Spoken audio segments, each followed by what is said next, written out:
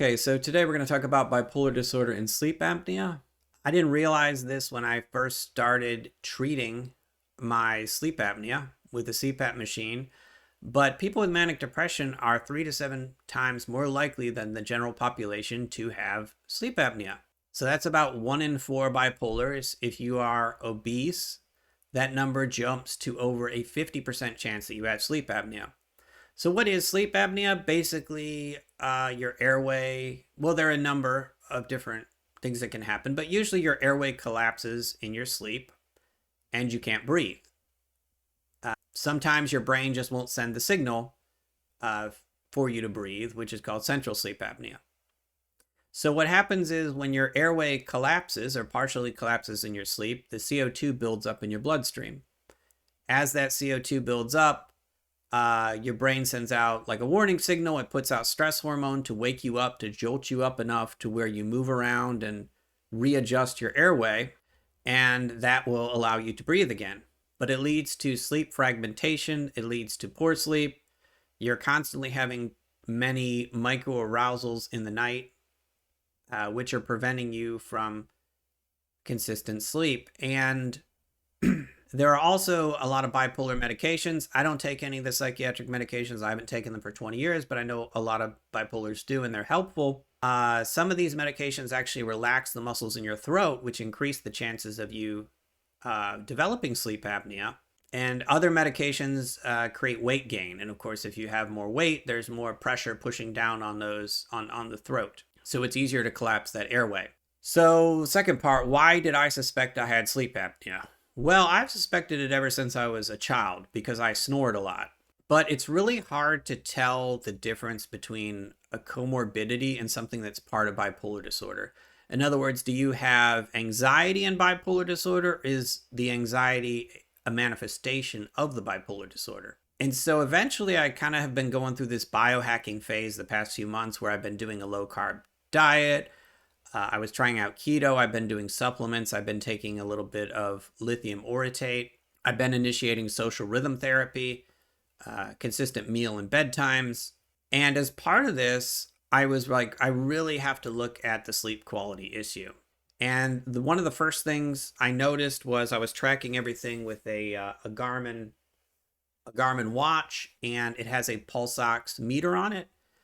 And they're not too accurate, these watches, but I was looking and I'm like, wow, some of these drops during the night are very problematic. We're talking like 75% oxygenation. It's supposed to be like above 95%. And so I started taking additional steps. I downloaded an app which measured my snoring to confirm that I did snore quite heavily, and I could correlate that with my Garmin watch data and the sleep interruptions that it showed. And that kind of gave me extra evidence that something might have been going on. So I'd always wake up tired. I'd wake up with kind of cognitive decline. I'd have to take naps throughout the day. And it was just really weighing down on me. And so I'm going to show you some of the data because I don't want to make you wait the whole video before I go through the whole process I went through to start to treat it. Okay, this is the last 3 months of CPAP data. The last 3 months of my Garmin data.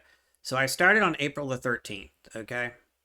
So you can see that my stress levels from here on out dropped significantly. So that's the first major benefit I noticed, was significantly reduced stress levels, not only throughout the night, but also throughout the entire day. Daily distance, I'm not sure there was a difference here. It's getting warmer anyway, so this is the 13th of last month. I'm more likely to be active anyway, but there could be a correlation there. And my sleep score has definitely improved. Sleep score basically just measures your various sleep cycles, how regular your sleep was, how many interruptions there were. So, you can see this is the 13th here, that there's been a lot more green days. My sleep score has been consistently trending upward. So hopefully I can get that above 80 consistently. There is an adjustment process, so I'm still working on it. Body battery, there's a significant difference. This basically measures how much I recover during the day and how much energy I expend during the day. So you can see I went, during the winter, I had less of a charge, but I also had less drain. So this is about the 13th right here.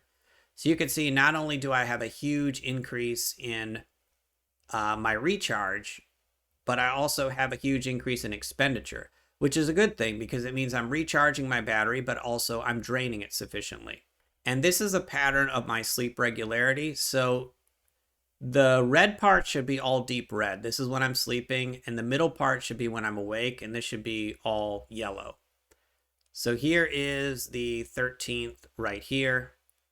So you can see I was already fairly consistent before then, but now I'm like super consistent in my sleep. And it's easier to maintain my sleep schedule now that I'm doing the CPAP. It really helps me sleep, and it helps me sleep more thoroughly.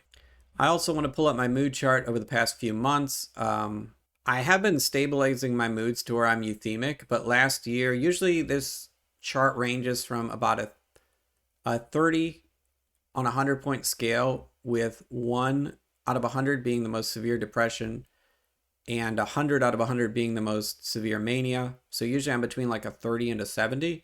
This year I'm hoping to really stabilize that and trend it down due to all my therapies. So you can see we had a trajectory mostly due to the extreme keto going up.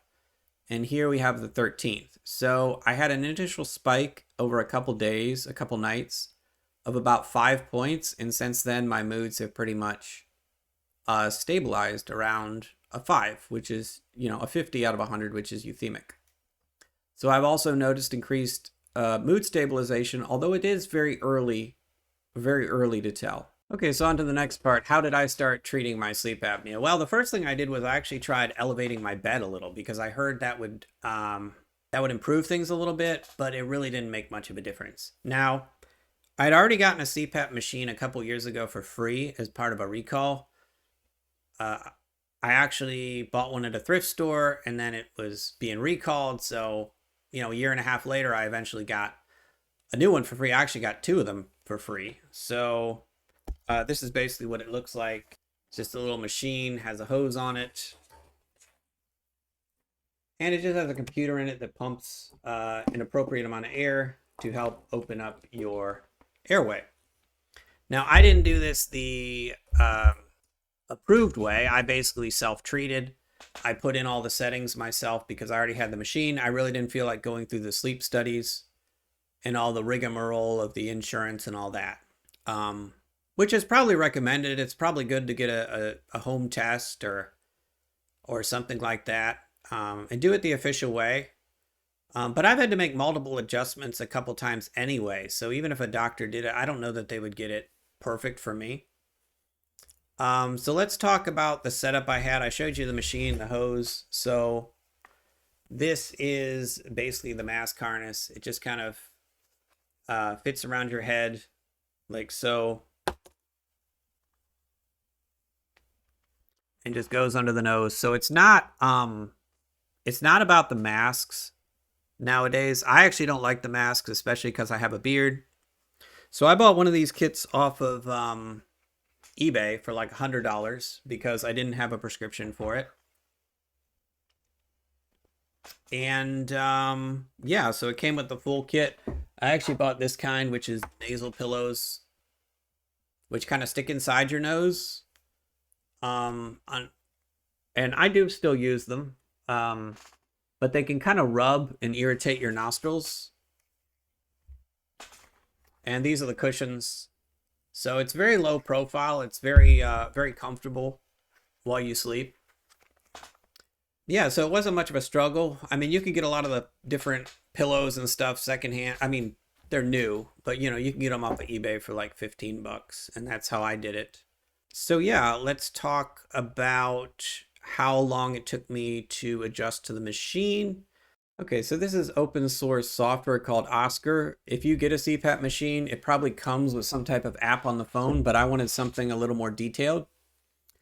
So we're just talking about how long it took me to get adjusted to the machine. So this is April 13th. This top one shows your AHI, which is basically how many episodes of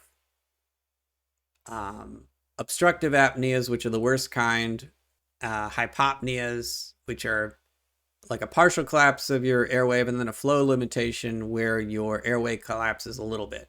And so this has gotten a little better over time. I've had fewer episodes as I've got it dialed in. This second line down here is the duration. So when I started out, it was hard to wear for just a couple hours. It is a little bit of a foreign experience, which is why you need to find the mask that is going to work best for you. There are a lot of different types and customizations now.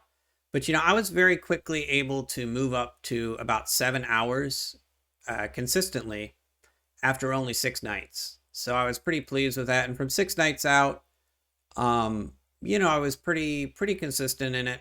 And I just get more and more used to it over time. I'm still not fully used to it after a month, but it's not that hard to get adjusted to. So in summary, am I glad that I started this process? Yes.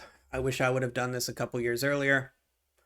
It probably would have made a big difference in my health. It probably would have made a big difference in my mood stability. And, if you have manic depression, I would highly encourage you to go to a doctor and, if you suspect you have something like this, to actually get yourself checked out.